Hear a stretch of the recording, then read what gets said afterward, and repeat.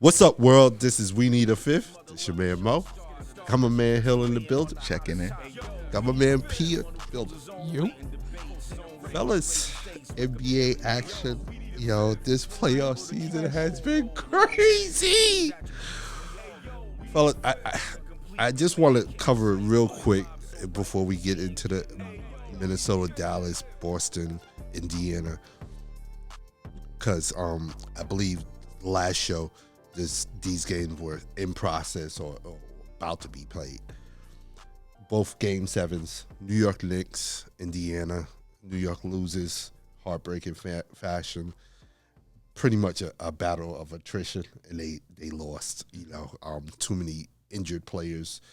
Jaylen Brunson ends up getting injured in that game and was not able to return.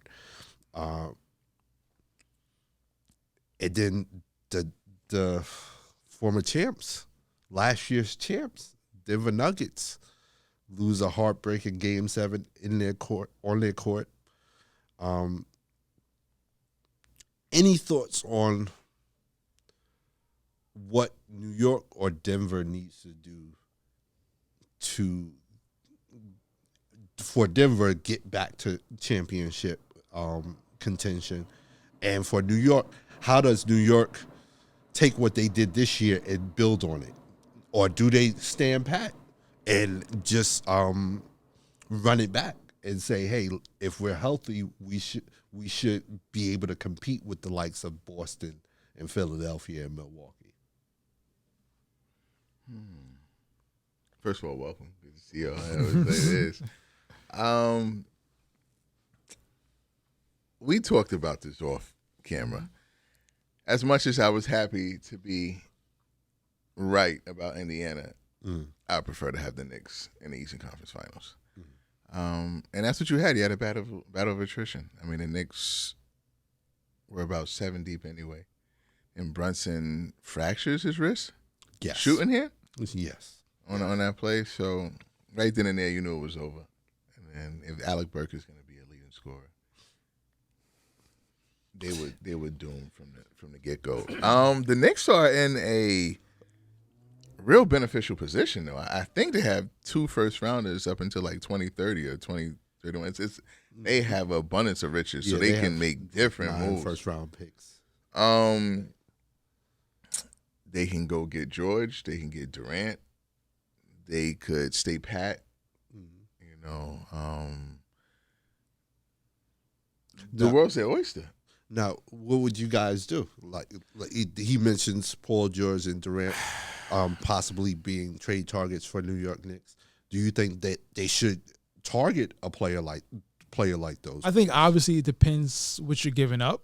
Like all those draft picks, you might want to. I would run it back because you're adding Julius Randle. Think about it. They had this run without Julius Randle. NOG. Healthy. Mitchell Robinson was in and out. They had injuries all over the place. Right. Boggy. So honestly, I would run it back and see what happens. You have to trade deadline next year, but I don't think I would do any major moves in the offseason.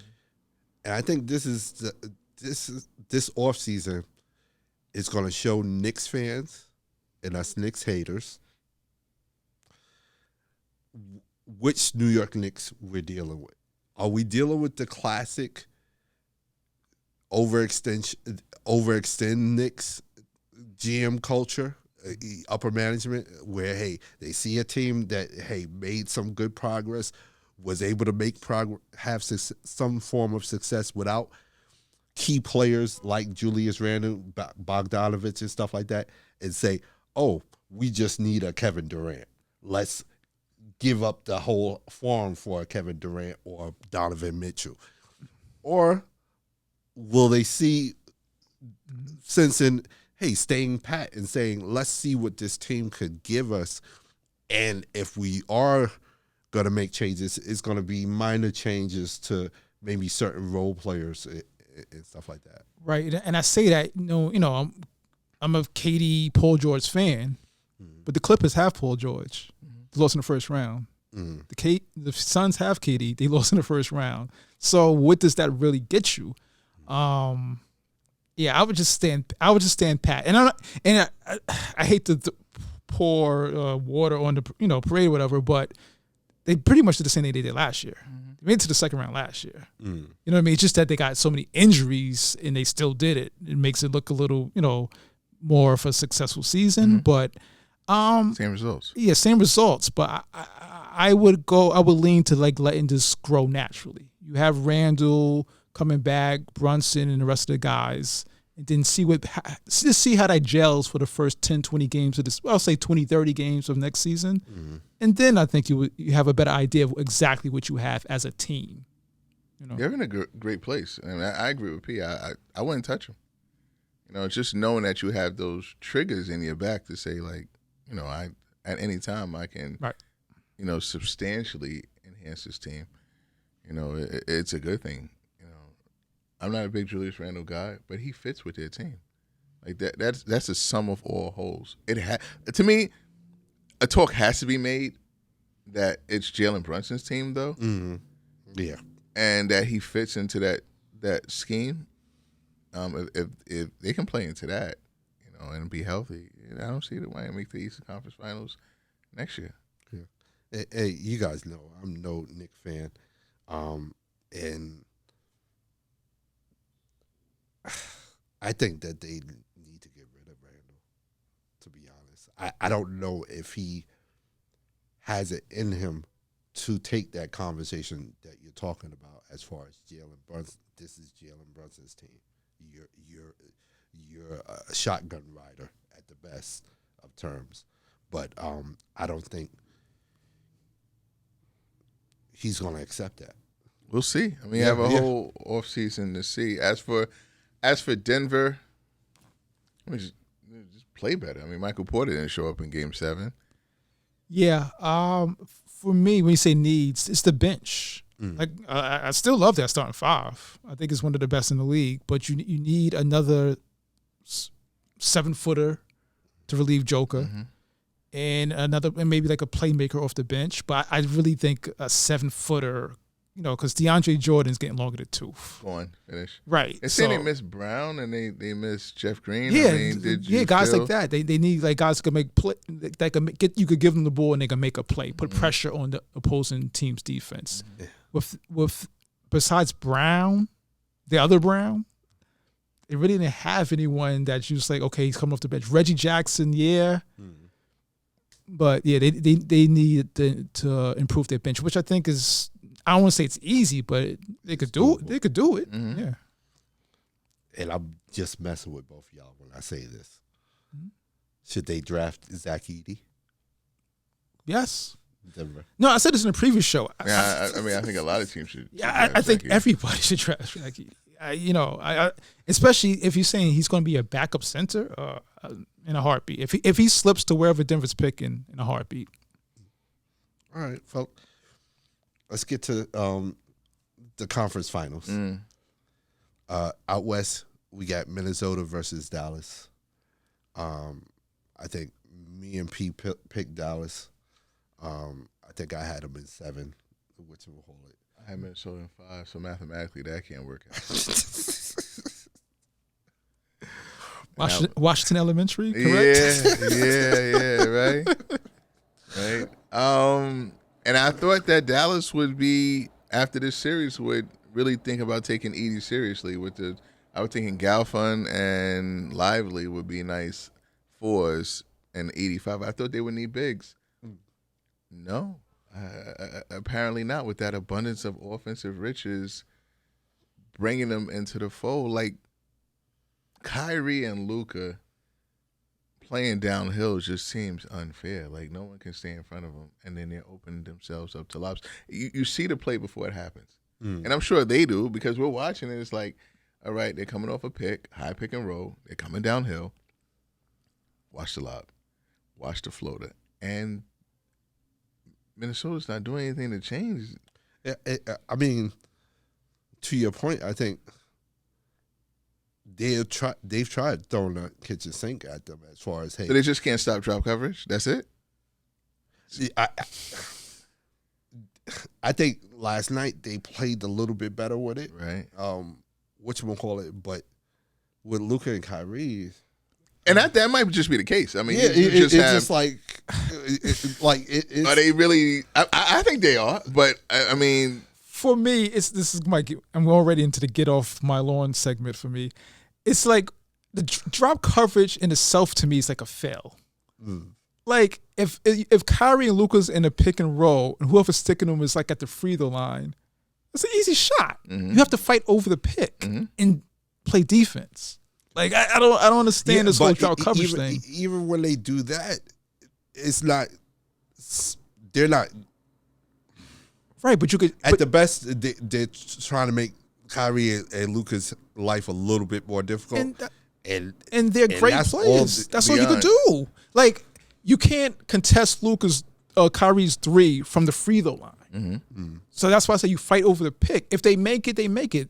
They're unbelievable offensive players. They're going to make shots, but you got to make them uncomfortable. They're going to be very uncomfortable when they come off the pick and they're close defenders in the paint.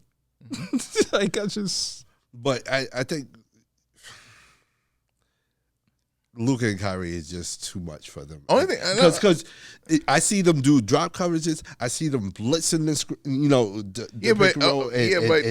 and trying to aggressively double team it, and nothing's working. Yeah, but the thing is, it's a simple math. It should. And so when they're coming off the high pick and roll, you double Kyrie, you force him to throw the pass back to the big and make the big make a decision immediately. Yeah. You don't wait for him to curl around, then make the big be able to float into the paint. It's stupid. Every time he comes around a pick, they're able to go wide, and they're able to go and cut him off. It's 2 against 1. Just make him make a decision. Once he comes in, the other defender picks up Kyrie. You make Kyrie, because just logic-wise, Kyrie has to, and Luka has to do a jump pass off of a double team to the person. If they're going to hit the corner, fine, and reset the whole play again, that's fine. But logically, you're thinking, it's 2 guys on me. I'm going to hit the open slot first. You make Lively and Galfon make a play. If they're going to make a play, then you're going to have to live with that. I think the problem Minnesota is having with that is they can't stop their dribble. They can't make them pick up the ball. Well, they can't do it because they're in drop coverage. Right, there's no one there to do it. When you're doing a pick and roll, you're not dropping coverage. You're playing defense. Right. They're falling back and allowing a play to be made. When you're coming in for a pick and roll, the guy needs to pick up the other guy and immediately make him make a decision. They're allowing him to make a decision after the pick and roll and come around, and then they're stuck. And I know we're saying all of this. I don't think the sky is falling for Minnesota. Nah, it was a close game last night. Yeah. You know what I mean? Like, Karl Anthony Towns didn't have a good game. Anthony Edwards had a mediocre game at best, right? Nas Reed shot the lights out. Yeah, Nas Reed shot the lights out. That's the reason that, I think they just need to make adjustments. Like, I don't think the series is over. You know what I mean? Like, I expect Anthony Edwards to play better. I expect Cat to play better. So, I don't think the sky is falling for Minnesota. I don't. At the same time, Luka and Kyrie is not Jamal Murray. Right. And that's why I picked them. Like, simply, I think Minnesota has 1 killer, and I think Dallas has 2. That was pretty much it. But Minnesota's killer hasn't killed yet. And to that, you mentioned Cat. When is he going to show up? Game 1, he had a good game. Game 2 was bad. Yeah. We spoke earlier. I was never like a really big Cat guy. People used to compare him to Anthony Davis. I didn't see it. You know what I mean? I was talking to someone. I was like, I was laughing. I'm not laughing now because he's played well in these playoffs. Last night, not so much. You know what I mean? But he has to step it up for Minnesota to get back in this series without question. Yeah, but at the same time, like, you want that to step up. When is the depoy such in bad positions every time?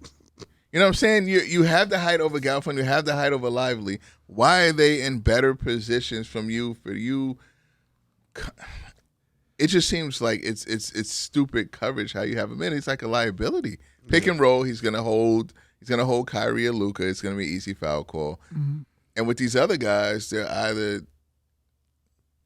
contesting his shots at the rim, or they feel comfortable laying it up or dunking on him playing back. Like, he's not smart. Yeah, I can't remember if Gobert was I guess he might have been at Utah at this point, but Dallas is the first one to expose this when they played 5 out.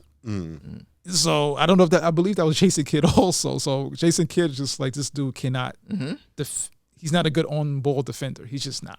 Yeah. He's an excellent weak shot, And weak side, block shot, or rim protect and all of that. He's just not a good on-ball defender. And I thought that with Minnesota's size, that they would look to try to punish Dallas down low a little bit more, and at least try to force Dallas's big to defend and possibly get into early foul trouble or stuff like that. And that's why I'm really hard on Cat. But here's the only problem with that is, if you watch them, they don't play that way. Yeah. I mean, they literally don't play that way. Yeah. Nas Reed is big, but he plays on the perimeter. Cat is a perimeter player, and Rudy cannot do anything when you give him the ball down low. Right. I'm glad you said Cat, because I was like, Rudy, you're wasting your time. Like, if I'm not giving him the ball down low, I'm not. You know what I mean? I'm just not. Get your putbacks. Cat, I it's kind of like the Embiid thing. I think someone has to have a talk with him. Yeah. Bro, you're more effective in the paint. And you're taller. It's just a God-given ability. It baffles get on the free me. throw line. It baffles me in basketball. It's plenty of 7-footers in this league shoot threes. I'm just like, that's fine, but you have a God-given advantage. You're 7 feet tall. It's simple. Go on a block. I'm thinking to myself, like, why isn't he the person who utilized their height to me the best? Was Rasheed Wallace. He saw a small on him, and it was food all the time. It was a turnaround. It was a finger roll over, right? I mean, that's what I see when I see a big down low and having a big disadvantage. Like, I don't need you to have the whole arsenal Rasheed had. Rasheed was crazy. But just turn and shoot. I'll live with the results. You're taller than these people. Get physical, not to the point where, when Cat gets the ball and he sees a small on him, for some reason he thinks, I'm just going to bowl over him. And Cat's a smart player. He just does dumb things at times. And I'm like, the jury's still out on it. Yeah. I'm done with Cat. past Denver. I mean, that's yeah. And he was instrumental in passing Denver. To me, at this point, he's the second best player on the team that made it to the conference finals. So I got to give him a little, I got to give him his credit. He's had a good playoffs thus far. For some reason, he's not getting played in the fourth quarter in this series so far. Last night, he didn't play the last 8 minutes of the fourth quarter. I believe it was a similar situation in the first game as well. And they're keeping Gobert out there.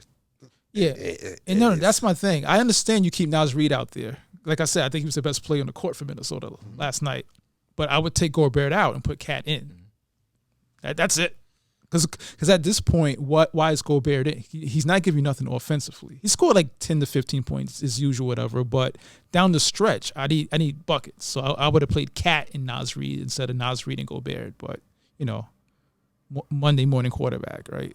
Oh, we were screaming at it when we were watching it. Yeah. During the game, you hear Stan Van Gundy. He said that Luka and Kyrie are possibly the best scoring backcourt of all time in NBA history. Do we agree with that? You always go on the premise of Jordan and you, Kobe and you, but from an equal standpoint, talent-wise, it might be. Yeah, I think in the discussion, probably at the top of the discussion. Yeah. But I'm thinking, although I think it was only like a year, I think of like Harden and Westbrook in Houston. It didn't end too well for them, but when you talk about scoring, I think both of them have scoring titles. Yeah. So you have two guards in your backcourt that have scoring titles. And it's not how they did it, and they did have scoring titles, absolutely, but in a trustworthy, efficient way, I think they're at the top of the list when you're talking about Luka and Kyrie. Kyrie being clutch, and Luka being clutch. Like, I've never seen it. Yeah, I probably would go with. I'm thinking like Tim. I'm reaching. Like I'm thinking not even reaching because they were good scores. Like Tim Hardaway, Mitch Richmond, but nope. I think Luka and Kyrie clearly have them. It's such a drastic drop because I'm like Kobe Fish. No. Right, like you said, Jordan and whoever. Yeah. But if we're talking duo, where the other person has to hold his weight. What about Steph and Clay? Be the close. I think they're they're just the best overall. But even offensively, they're close. I probably I might go Kyrie. If we're just talking Kyrie offense, Luka. Just offense. I'll probably go with Kyrie and Luka because I give them the ball. They could get me something. Results, you're gonna go Steph Clay, right? Right. Yeah. No. To me, that's the best backcourt ever. Yeah, Steph Clay. Period. No caveats.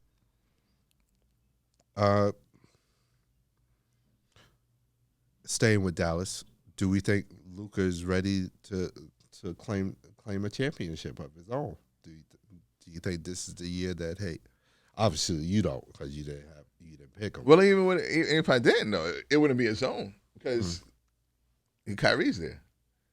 You know what I'm saying? I don't think you're getting the success without Kyrie. I mean, he gave you like a span of 2 minutes, like 10 points to bring him. When if Luka gets hurt or Luka goes to a lull, the team's okay.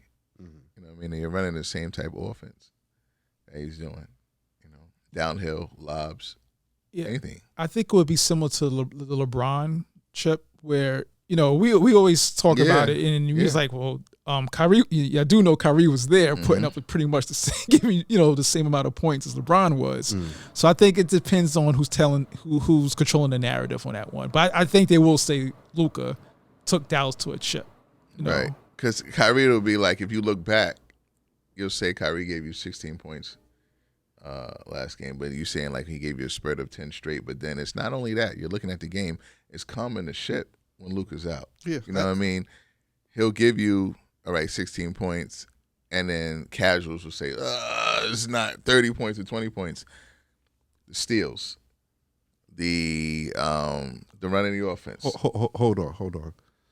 So you want to finally admit that he's been playing some defense this playoff season? Because I said that him and Luka was playing better on defense, and everybody's looking at me like I grew another head. That doesn't determine him playing better defense, though, because that team people who lead the league in steals that just aren't good. I mean, that could be just passing lanes and stupid plays. Like Anthony Edwards is throwing the ball away, or people making bad passes, people just jumping in passing lanes.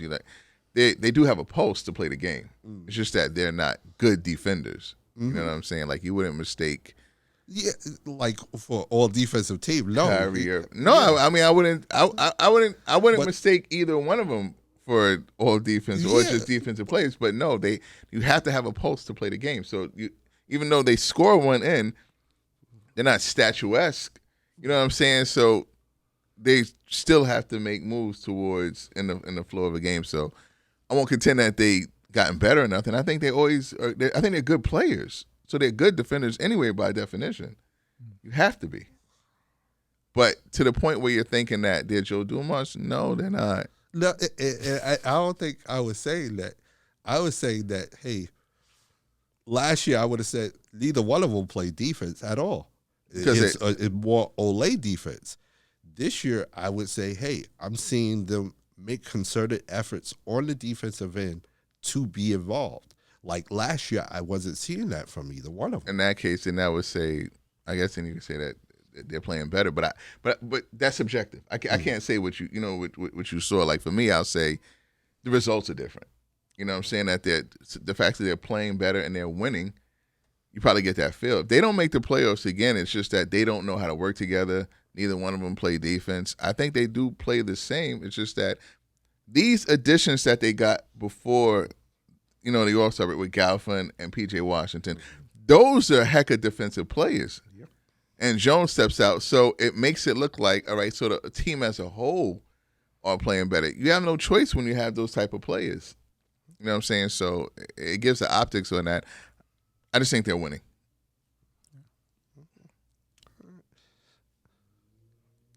Which one? Going out east, Boston versus Indiana. I think we both hit Boston. I had Indiana. I have Indiana, I should say, still. Happily. Boston right now is up 2-0. It's been. It doesn't feel like Boston has run away with the series so far. I mean, it could be 1-1. It could be. Yeah. I think it's just 2-0. perception because it's the same count as the Dallas Minnesota Yeah. series. You know what I mean? I mean, you like coaching. I mean, Rick Carlisle had some bad coaching moves in the New York series. He had another bad one here in Boston. Yeah.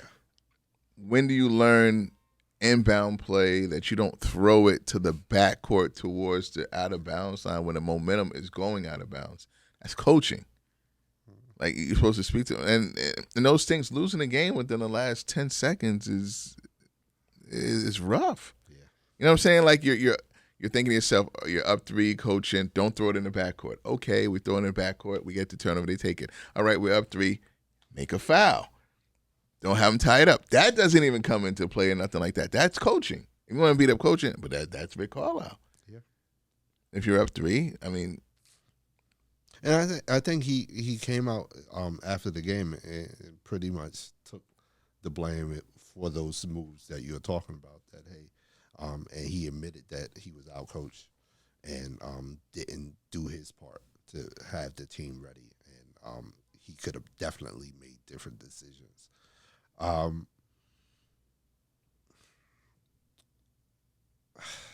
want to talk a little bit about Indiana first. Mm-hmm. Tyrese Halliburton. I feel like he's two different players, and depending on which player comes to arena that night, will determine how Indiana goes, whether they're successful or not. I think that the first half of the season, he was averaging like 25 and 11 in assists, points and assists, leading up into the in-season tournament. Mm-hmm. And then after this in-season tournament, he had a hamstring injury, and there was a decline.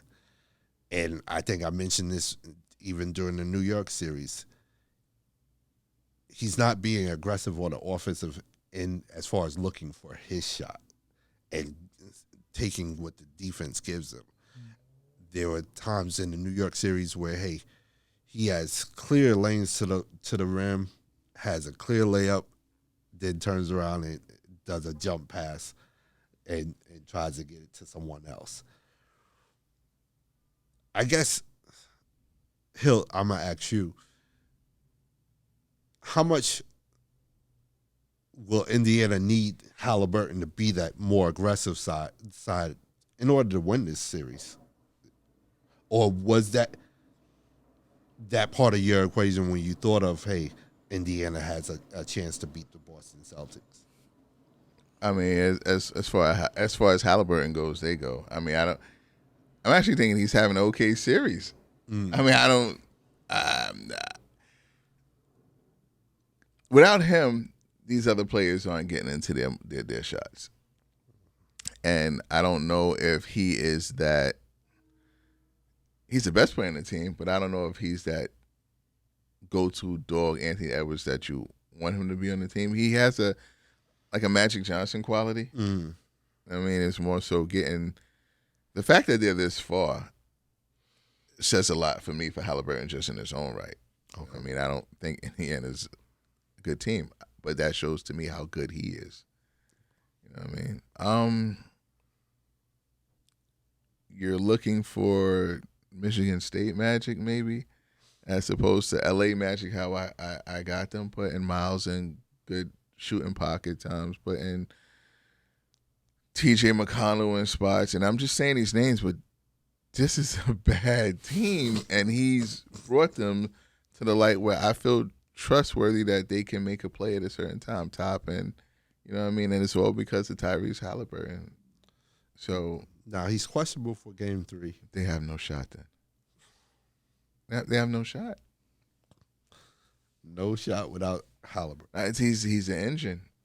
towards setting up that offense. TJ can go only so far. I think he's good in his role as a backup point guard, but I don't know how you see Halliburton. No, I agree with pretty much everything you said. But yeah, I think after the in-season tournament, after that hamstring injury, he was never the same. You know what I mean? He had some good games, here and there, but he was never the same. I think he's been playing hampered since the in-season tournament. And Indiana, I think it was a great move to get Siakam because he's like the only one I really think is nice. I feel you. And it's not really not he's nice. He's just effective. You know what I mean? It's not like but I don't. I picked Boston. So even if Tyrese Halliburton plays, I don't have him. If he's out, there's no gentleman about it. This just might be a sweep. Boston. We both picked Boston. And I think Jaylen Brown had a 40-point game Definitely game. Yeah. What? Not bad for a non-All-NBA player, but continue. Yeah, and that's part of what I wanted to try to get to. It's just like when you think of Jason Brown, you take the Jason Tatum as far as where he was with the MVP vote and stuff like that. What is it about those players or the team or our perception of them that doesn't allow us to give them the same type of flowers that we're giving Anthony Edwards or Steph Curry or you know what I mean? Because when you look at their resume, they've been really successful. Well, Steph Curry, that's another level. Yeah, that's legendary. That's legend status. Okay. But like a Donovan Mitchell or even Jalen Brunson. I don't know. Are we talking Tatum or Brown? Because I feel like Tatum probably is above Donovan Mitchell in most people's eyes, right? Eastern Conference Finals. Yeah, who are you talking about specifically? Is it Jaylen Brown or Tatum? I think I'm talking about both of them, but I think for true basketball heads, yeah, we always put Tatum ahead of Donovan and whatnot. But as far as popularity and awards consideration, it always seems like Brown and Tatum are both taking back seats to everybody. I think Tatum gets his due. I think Tatum. I see him in a couple of commercials. He's first team All NBA. I don't know. He gets his due. I think with them, viewers, I'll say myself, shoot my projections onto them, which isn't fair. I'm really not fair to Boston. The Golden State series, I love Golden State. I wanted them to win that, but I felt that during that series, Boston should have won. I thought it was a time for Tatum and Brown to make that step. And at the time, they felt like they were ready to take that step. Brown came into that series so confident, and he had a bad series. Then they lost to Jimmy, in the first round? And I think you've just been stung by them so much that you feel, for some odd reason, and I would say a few others, put championship on this team. And maybe they're just not that.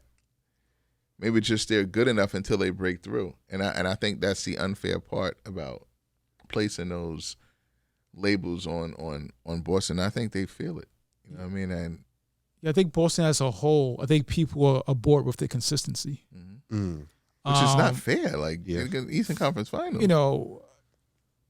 I'm a big SGA fan. You know what I mean? I love his game and everything, but I just feel like people would say maybe they will put OKC ahead of Boston for some reason, just because of the expectations. Like it's ho-hum, Boston Celtics in the Eastern Conference Finals. Like that's easy. That's very hard to keep doing year after year. Yeah. Now I understand. I'm not with the participation awards or whatever, but you can't brush it off and give people who don't even get there more credit. You know what I mean? So I think Jaylen Brown actually gets the short end of the stick more than Jason Tatum. Jason Tatum should but again, Donovan Mitchell, Devin Booker, we said this back-to-back years, 25 a game, best record in the league, didn't win MVP. So maybe Tatum's in. I think they're all in the same class. Mitchell, Booker, Tatum. They're like inconvenient truths. That's how I look at it. They're inconvenient truths. I mean, it is right. Exactly. I think it's just a product of us just saying that they should have a championship already. Because right now the league feels like SGA, Brunson, Luka,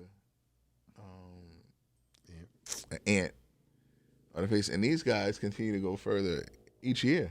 So, well, except for the Miami, but I don't know, and they're up 2-0. So, and John Morant is coming back next year. Wemby, hopefully, will have a better team around him. And none of these guys are even like a threat to Boston. It's just. I mean, for one, they're in the West, but that has nothing to do with Boston. Embiid, they always say these guys, and these guys don't have close to the success. So, I don't know. I mean, Jaylen has had some tough playoff runs. I mean, it is what it is. Like, he stunk it up against Miami, and he lost his left hand against Golden State. I think you could argue Tatum's a top 5 player in the league.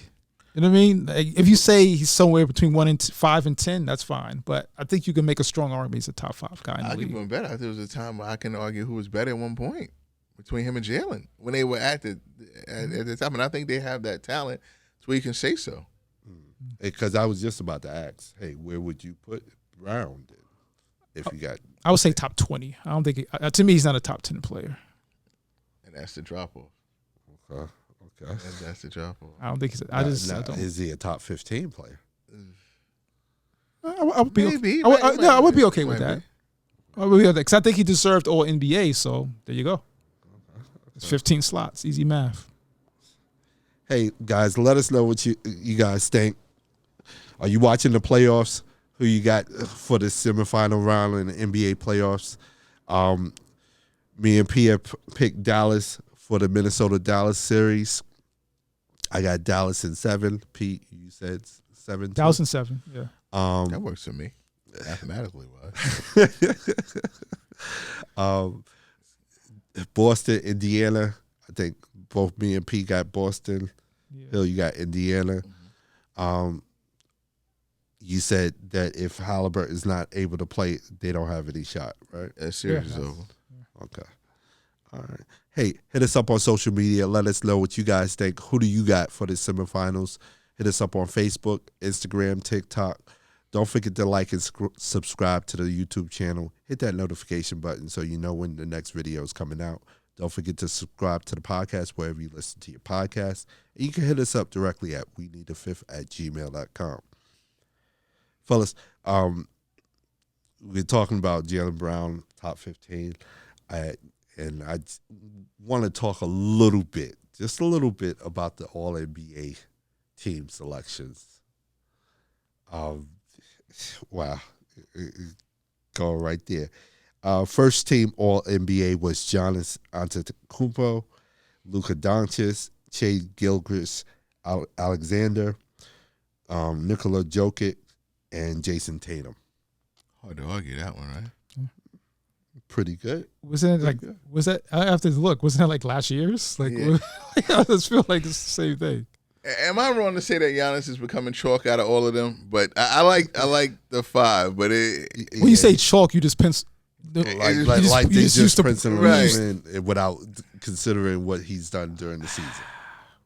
I guess he had to have enough games played because he made it. Mm-hmm. What was Milwaukee's? What was it? The second seed? Third.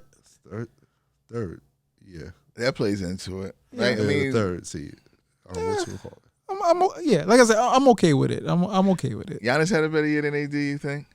Yeah, I'm pretty sure they had a better record. Definitely. He averaged like 30 and 10. Yes, he on did. The low. On the low, yes, he averaged like 30 and 10. Like, to me, you could put him in the MVP. 30 and 10. Okay. That's not easy. Okay. Second team. I wouldn't have AD in the first team just to say though, but I think AD is better. But okay, go ahead. Second team: Jaylen Brunson, Anthony Davis, Kevin Durant, Anthony Edwards, and Kawhi Leonard. I like Brunson and Anthony Edwards definitely. That's definitely. No I don't see. I don't. No question. I don't see how you can't have them at least on the second team. Absolutely. Agreed. Could make an argument for the first team for both of them. With me having my fight for AD, I'm okay with AD in the second team. Okay. I have a question about which one. You go Sabonis? I mean, it's positionless, Because so you you can't do Embiid because he didn't play enough. But it's positionless. You can go. I'll probably go AD over. Who's Sacramento? I'm really thinking Sabonis. records. Because Playing? Yeah, if they were playing, I'll go AD over Sabonis. Then I think Sabonis led the league in rebounding actually, but I think his AD's is better. Had a better season. It's closer than you would think. It is really close. It's closer than you would think. It really is close. But, he just played much better this year. I'm trying to. You know what? Kawhi and what you call him? I have a problem with Kawhi. I have a problem with Kevin Durant. with Kevin Durant. Why Kevin Durant? And it's hard to go against stats, but I think that's the same reason that I have for Giannis, and it's chalk compilers. You know what I mean? So I'm just looking at it. I think Banchero should have been second team All NBA. We brought Apollo, right? Orlando 47 wins, Lakers 47 wins. I think Banchero should have been second team All NBA. You take KD off. I would take AD off because it's the Suns got 2 more wins than the Lakers, so that would be my reason to putting KD over AD. And then what about Clippers? Well, Clippers won 51 games. Yeah, so they would be on there. See, I don't see how you could put AD and not Kawhi at that point. They won more games. Yeah, but they're winning games this year. Had a lot to do with, and that's what everybody but him. But who, Kawhi? Yeah, no, but a lot. But I think they all played well though. That's what I'm saying. Like James had a good year this year with them too. Well, he's not even brought into the fold either. To counter that, to go against that argument though, AD, you had another All NBA player, and I had a better record than you. You had an All-Star team though. You had arguably the greatest player of all time. All right, you got at least 3 Hall of Famers with you, Kawhi. You have at least 3. Okay, we're not. Don't make me do this because we're not counting. But we're not counting Westbrook. But hey, you get but he doesn't. Does he even average double figures anymore? PG Harden then. Okay, Harden's not an All-Star. So not this year. Harden's not even an All-Star.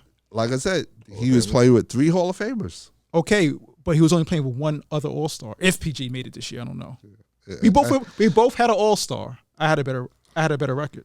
I'm like I said, I'm not sold on Kawhi. Like I'm of the thought, and I know he obviously played enough games to be considered for it and whatnot. But how much? Yeah, I'm in a similar place Hill is with LeBron with Kawhi. 24. I'm like, hey, at this point, honestly, retire, yo. Retire. 24, 6-4. Yeah, like I said, and I'm in the same place as Hill is with LeBron, and I'm sure LeBron got similar numbers as that, right? No, LeBron's stats a little bit better. Yeah, so it's like, hey, I'm at a point with Kawhi. I'm done, yo. He played 68 games. Okay, and how many playoff games did he play? Yeah, but this is a regular season award. It has nothing to do with. Like I said, I'm in a similar place as Hill is with LeBron. Hey, LeBron's numbers haven't gotten to a place where, hey, you could, because LeBron's numbers, to Hill's point right now, is better than Kawhi's. And we're talking about LeBron, why is he being considered for All NBA? No, I think y'all would have him on the All NBA, right? In the third team. Third team is okay. It makes as much sense as, like I said, where Hill's position is with LeBron. I'm at the same place with Kawhi. Like, but I think y'all both would have LeBron on, though. With me, I wouldn't have LeBron on there at all on the thing. And I didn't think about Kawhi being on there either. So I'm pretty much they both would be off. Okay. You know what I'm saying? So I would definitely take him off the second team. I was taking Durant off the second team. And Durant gave you 28 this year? Yeah. Statistically he had a good Yeah, absolutely. So you can see why he's on the second team, but just by taking someone off is who do you put there and switch it up for me, Paolo. Yeah. And you know, Brown. I would want to get a spot for him. Yeah, Durant 27, 7 and 5. Like, How do you keep that off? You know what I mean? It makes sense. Sounds like a whole NBA season to me. Yeah. And a third team? Third team was Devin Booker, Stephen Curry, Tyrese Halliburton, LeBron James, and Demonis Sabonis. You literally might just keep Sabonis. Yeah. I don't think Steph should have made All NBA this year. I'm a big fan, legendary. I just, at this point, that's when I think of Steph Curry, I think legend. He's playing still, I know, legendary career. They didn't make the playoffs. And you could blame the team around him, that's fine, but he didn't make the playoffs. Like I if you ask me who had a better season, I would go Ben Charo. Definitely. Or Jaylen Brown. Who's a better player? Obviously Steph. But a better season, Ben Charo or Jaylen Brown. And it got to the end, though. I think Golden State was fighting tooth and nail with the Lakers and Sacramento, right? Yeah. So if you wanted, you could have kept LeBron and Sabonis off, too. Yeah. And I'm thinking, all right, so you got to have Book because Book made the playoffs.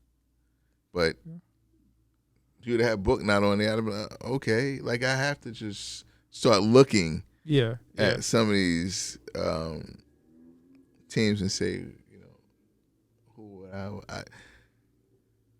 who would I had on there? You know what I mean? Because at the same time, he's not that flashy, but there's a reason why Denver is up there. You know what I mean? Like, okay, Joker's definitely first team, but Jamal Murray needs some credit too at some point. They don't even have him as an all-star.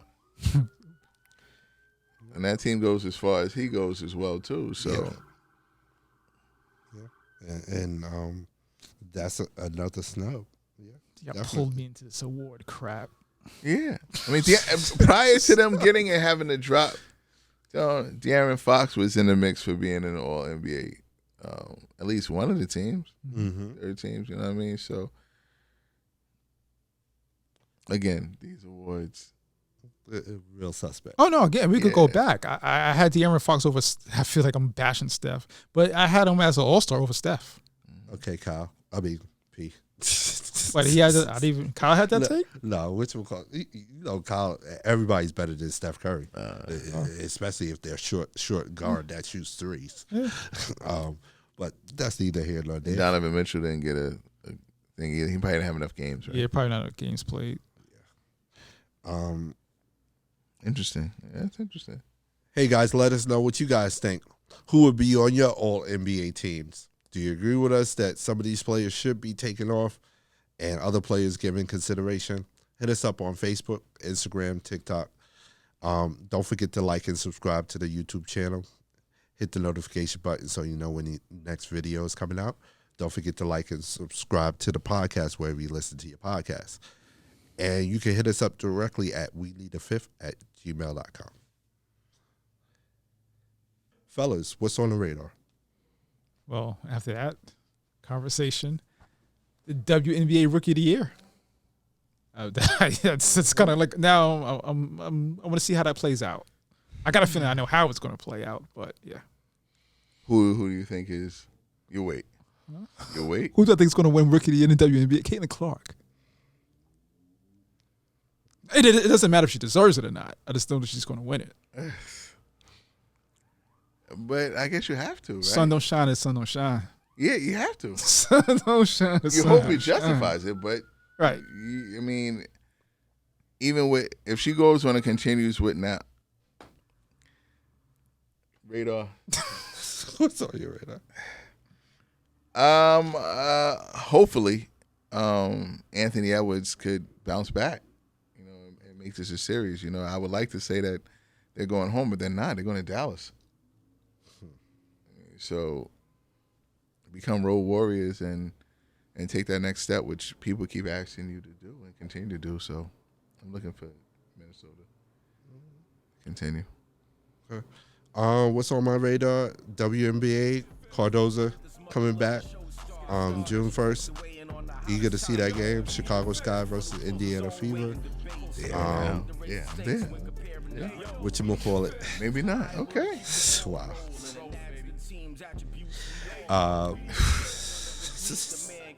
Doesn't bring in the viewers, huh? Wow. I don't get it. Angel Reese, Cardoza. Don't do it. Yeah. Okay. Hope they schedule around the NBA. Playoffs. Want to see, to your point, what Minnesota and Indiana could possibly do to get back into their series. And yeah, that's it.